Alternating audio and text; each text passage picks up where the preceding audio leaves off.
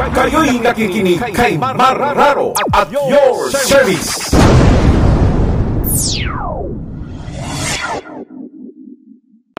Gob, may tanong lang po ko.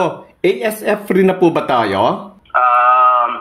Hinintay lang natin yung talagang confirmation pero lumabas na kasi yung result negative. Apo.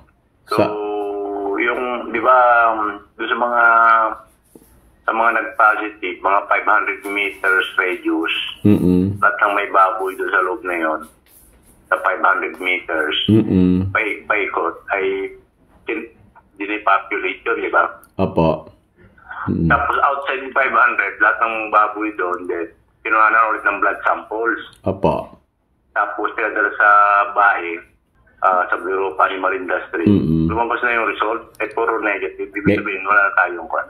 Pero hindi... Na-control natin doon sa depopulation na ginawa natin.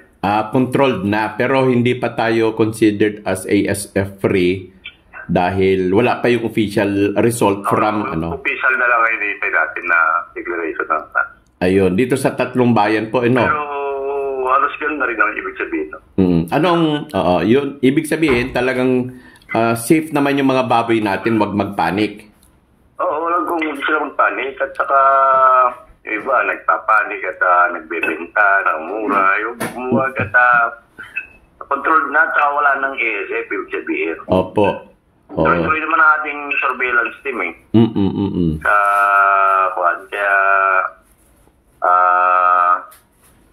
yung huling lahat ng lahat ng yung tatlong sitios na nag-positive. Opo. Negative na yung mga paikot Ayun, okay. So, nung after ng depopulation ninyo na ginawa, at yung maagap na action ninyo na na-control yung ASF.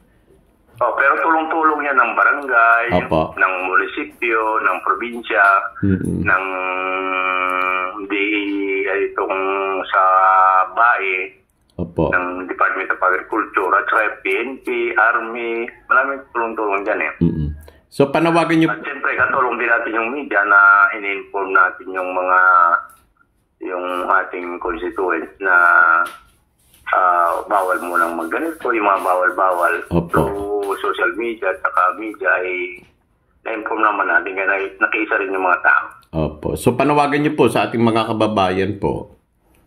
Huwag silang mag-alala at kontrolado na. Kontrolado na ang ASF at tinitay lang natin yung talagang declaration na ASF tayo.